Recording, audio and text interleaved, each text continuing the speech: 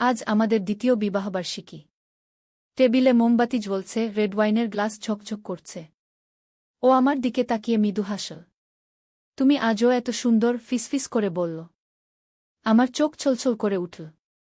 কে জানো 2 বছর আগে আমার জীবনের সবচেয়ে অদ্ভুত সিদ্ধান্ত আমাকে এত খুশি করবে। আমি আমার ছেলেকে বিয়ে করেছি। হ্যাঁ, যাকে আমি গর্ভে ধারণ করেছিলাম, যার জন্ম দিয়েছিলাম, যাকে বুকের দুধ পান করিয়েছিলাম, সেই এখন আমার স্বামী। সব শুরু হয়েছিল 3 বছর আগে। বিজনেস ট্রিপে ওর বাবা মারা গেল একটা প্লেন ক্র্যাশে।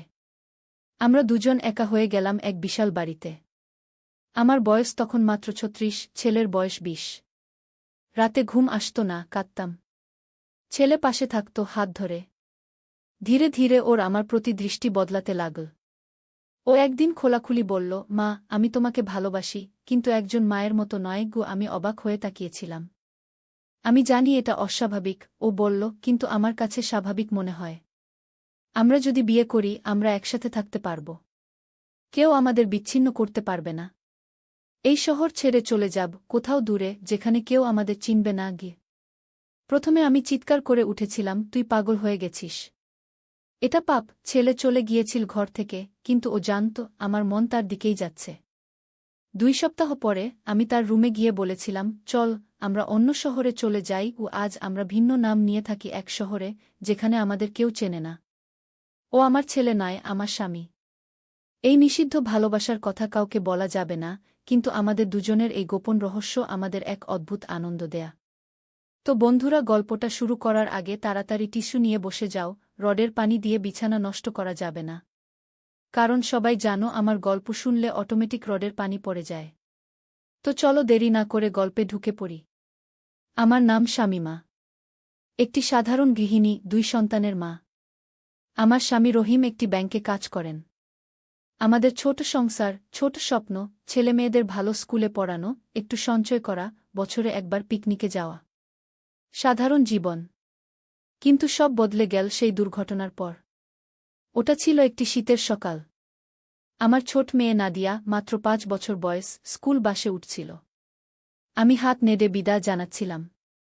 আমার বড় ছেলে ফারিদ, 12 বছর বয়স, বাড়িতেই ছিল। সেদিন তার জ্বর ছিল, স্কুলে যায়নি। আমি বাড়ি ফিরে এসে চা বানাচ্ছিলাম, হঠাৎ ফোন বাজল। স্কুল থেকে ফোন। আপনার মেয়ে নাদিয়া বাস দুর্ঘটনায় পড়েছে গু। আমার হাত থেকে কাপ পড়ে গেল, চা ছড়িয়ে পড়ল মেঝেতে। কি? কোথায়? ও কেমন আছে? খুব গুরুতর অবস্থা, ফোনে কণ্ঠ ভারী শোনাল।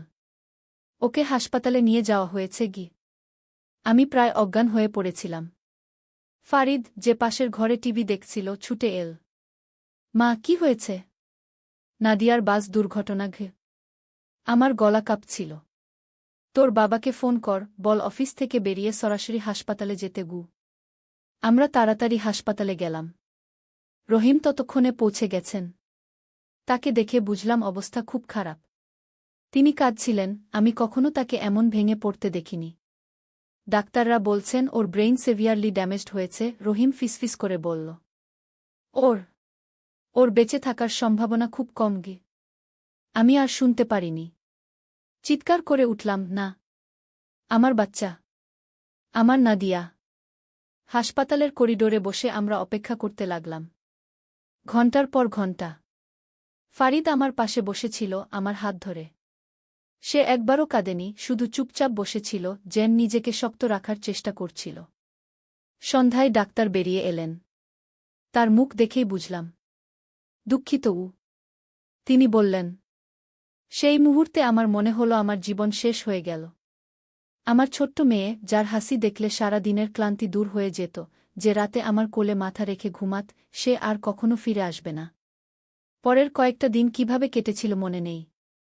অন্তিম সংস্কার, আত্মীয় স্বজন, সম্বেদনা, সবকিছু যেন একটা ঘোলাটে স্বপ্নের মতো মনে হচ্ছিল।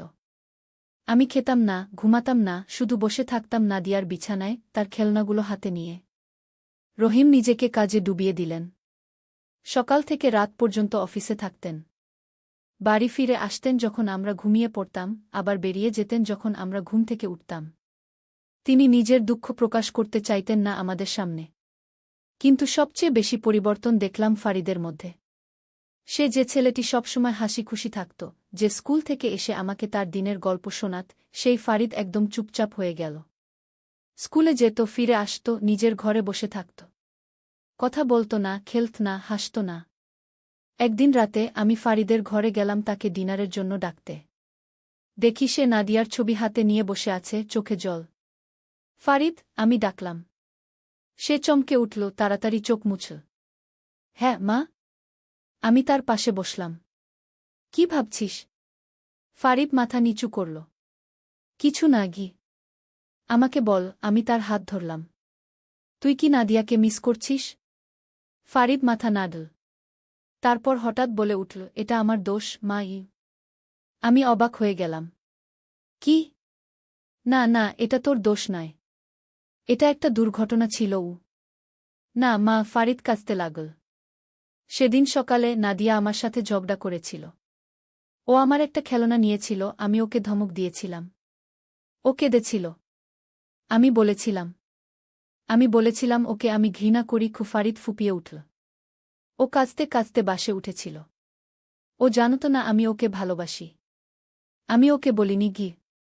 আমি ফারিদকে জড়িয়ে ধরলাম, তার মাথায় হাত বুলাতে লাগলাম। শোন ফারিদ, এটা তোর দোষ নয়। ভাই বোনে ঝগড়া হয়, এটা খুব স্বাভাবিক। নাদিয়া জানো তুই ওকে কতটা ভালোবাসতিস গু। কিন্তু আমি ওকে বলিনি মা। ফারিদ কাঁদতে লাগল। আমি কখনো ওকে বলিনি আমি ওকে কতটা ভালোবাসি। সেদিন রাতে আমি ফারিদকে আমার সাথে ঘুমাতে নিয়ে এলাম। সে আমার কোলে মাথা রেখে ঘুমিয়ে পড়ল, ঠিক যেমন নাদিয়া ঘুমাত। আমি বুঝতে পারলাম শুধু আমরাই নয়, ফারিদও কত গভীর যন্ত্রণা ভোগ করছে। পরদিন সকালে আমি সিদ্ধান্ত নিলাম আমাদের পরিবারকে আবার একত্রিত করতে হবে। নাদিয়া চলে গেছে, কিন্তু আমরা তিনজন এখনো আছি। আমাদের একে অপরকে সাহায্য করতে হবে। আমি রহিমকে ফোন করলাম। আজ রাতে তাড়াতাড়ি বাড়ি আসবেন। আমরা পরিবারের সবাই একসাথে ডিনার করব। রহিম প্রথমে অবাক হলেন, তারপর রাজি হলেন। ঠিক আছে, আমি আসব। সেদিন আমি নাদিয়ার প্রিয় খাবার রান্না করলাম, চিকেন বিরিয়ানি আর পায়েস। আমরা তিনজন টেবিলে বসলাম, নাদিয়ার জন্য একটি খালি চেয়ার রেখে। প্রথমে আমরা চুপচাপ খেতে লাগলাম। তারপর আমি বললাম, আজ আমরা নাদিয়াকে নিয়ে কথা বলব। আমরা প্রত্যেকে একটি করে স্মৃতি শেয়ার করব, যেটা আমাদের নাদিয়ার সাথে সবচেয়ে প্রিয়। রহিম অবাক হয়ে তাকালেন, তারপর ধীরে ধীরে মাথা নাড়লেন। ঠিক আছে, আমি শুরু করি কি। তিনি একটু থামলেন, তারপর বললেন, আমার সবচেয়ে প্রিয় স্মৃতি হল যখন নাদিয়া প্রথম হাঁটতে শিখল। সে আমার দিকে টলমল করে হেঁটে আসছিল, আর আমি তাকে ধরার জন্য হাত বাড়িয়েছিলাম। তার মুখে সেই হাসি। রহিমের চোখ ছলছল করে উঠল। আমার প্রিয় স্মৃতি হল যখন নাদিয়া আমাকে ফুল এনে দিত, আমি বললাম। সে রাস্তার পাশ থেকে ছোট্ট ফুল তুলে আনত, আমাকে দিত, বলত, মা, এটা তোমার জন্য। আমি সেই ফুল আমার চুলে লাগাতাম, আর নাদিয়া খুশিতে লাফিয়ে উঠত। ফারিদের দিকে তাকালাম। সে টেবিলে চোখ রেখেছিল, কিছু বলছিল না। ফারিদ, আমি ডাকলাম। তোর কোনো স্মৃতি সবচেয়ে প্রিয়? ফারিদ ধীরে ধীরে মাথা তুলল। আমার প্রিয় স্মৃতি হল যখন নাদিয়া ভয় পেয়ে আমার ঘরে আসত। যখন বাইরে ঝড় হতো, বিদ্যুৎ চমকাত, নাদিয়া ভয়ে আমার ঘরে ছুটে আসত। আমার বিছানায় উঠে পড়ত, আমাকে জড়িয়ে ধরত। বলত, ভাইজা, আমি ভয় পাচ্ছি। আমি ওকে বলতাম, ভয় নেই, আমি আছি। ও আমার পাশে ঘুমিয়ে পড়ত। আমার খুব ভালো লাগত যে ও আমার উপর ভরসা করত। ফারিদের চোখ থেকে জল পড়তে লাগল। আমি ওকে বলিনি আমি ওকে কত ভালোবাসতাম, মা গি। রহিম উঠে গিয়ে ফারিদকে জড়িয়ে ধরলেন। নাদিয়া জানত, বাবা। সে জানত। সেদিন রাতে আমরা তিনজন একসাথে নাদিয়ার গল্প বলতে লাগলাম, তার হাসি, তার রাগ, তার ছোট্ট ছোট্ট কথা। আমরা কাঁদলাম, আমরা হাসলাম। আমাদের দুঃখ কমল না, কিন্তু সেটা ভাগ করে নেওয়া যেন একটু সহজ হল। সেদিন থেকে আমরা প্রতি সপ্তাহে একদিন নাদিয়ার দিন পালন করতে শুরু করলাম। আমরা তার প্রিয় খাবার রান্না করতাম, তার প্রিয় গান শুনতাম, তার স্মৃতি নিয়ে কথা বলতাম। রহিম আর অফিসে বেশি সময় কাটাতেন না। ফারিদ আবার কথা বলতে শুরু করল, স্কুলে যেতে শুরু করল। 1 বছর পর আমরা সিদ্ধান্ত নিলাম নাদিয়ার নামে একটি ফাউন্ডেশন শুরু করব। নাদিয়া মেমোরিয়াল ফাউন্ডেশন গরিব শিশুদের জন্য, যাদের স্কুল যাওয়ার সামর্থ্য নেই। আমরা চাইতাম নাদিয়ার নাম বেঁচে থাক, তার স্মৃতি অন্য শিশুদের সাহায্য করুক। ফারিদ খুব উৎসাহী হয়ে উঠল। সে স্কুলে ফান্ডরেজিং ইভেন্ট অর্গানাইজ করতে শুরু করল, তার বন্ধুদের সাহায্য করার জন্য উৎসাহিত করতে লাগল। সে আবার হাসতে শিখল, আবার জীবন উপভোগ করতে শিখল। একদিন ফারিদ স্কুল থেকে ফিরে এল, মুখে একটা বিরাট হাসি। মা, আজ আমাদের স্কুলে একটা নতুন ছাত্রী এসেছে। তার নাম মীরা। ও খুব গরিব পরিবার থেকে এসেছে, ওর বাবা মা নেই। ওকে আমাদের ফাউন্ডেশন স্পন্সর করছে। ও কেমন মেয়ে? আমি জিজ্ঞেস করলাম। ও অনেকটা নাদিয়ার মতো। ফারিদ হাসল। ওর হাসি একদম নাদিয়ার মতো। ও আমাকে দেখে ভয় পাচ্ছিল। আমি ওকে বললাম, ভয় পাস না, আমি তোর ভাইয়ার মতো। আমি ফারিদকে জড়িয়ে ধরলাম। আমার চোখে জল এসে গেল, কিন্তু এবার সেটা শুধু দুঃখের জল নয়। সেদিন থেকে মীরা আমাদের পরিবারের একজন হয়ে গেল। সে প্রায়ই আমাদের বাড়িতে আসত, আমরা তাকে খাওয়াতাম, তার পড়াশোনায় সাহায্য করতাম। ফারিদ তাকে নাদিয়ার কথা বলত, নাদিয়ার ছবি দেখাত। আস্তে আস্তে আমাদের জীবন আবার ভরে উঠতে লাগল। আমাদের ঘরে আবার হাসি ফিরে এল। নাদিয়ার অনুপস্থিতি সবসময় আমাদের ব্যথা দেবে, কিন্তু আমরা শিখলাম সেই ব্যথাকে ভালোবাসায় রূপান্তরিত করতে, ভালোবাসা যা আমরা একে অপরকে দিই, ভালোবাসা যা আমরা অন্য শিশুদের দিই। আজ নাদিয়ার মৃত্যুর ৫ বছর পর আমাদের ফাউন্ডেশন শতাধিক শিশুকে সাহায্য করছে। ফারিদ এখন মেডিকেল কলেজে পড়ে, সে শিশু ডাক্তার হতে চায়। মীরা আমাদের বাড়িতেই থাকে, সে যেন আমাদের মেয়ের মতো হয়ে গেছে। প্রতি শনিবার আমরা এখনও নাদিয়ার দিন পালন করি। আমরা নাদিয়ার কবরে ফুল দিতে যাই, তারপর বাড়িতে তার প্রিয় খাবার রান্না করি, তার গল্প বলি। আমি এখন বুঝি, আমাদের প্রিয়জনেরা কখনো আমাদের ছেড়ে যায় না সত্যিকার অর্থে। তারা আমাদের হৃদয়ে বেঁচে থাকে, আমাদের স্মৃতিতে, আমাদের কাজে। নাদিয়া আমাদের পরিবারকে শিখিয়েছে কিভাবে আরও গভীরভাবে ভালোবাসতে হয়, কিভাবে প্রিয়জনদের কদর করতে হয় যতক্ষণ তারা আমাদের সাথে আছে। আমি জানি, যেখানেই নাদিয়া আছে সে আমাদের দেখে হাসছে।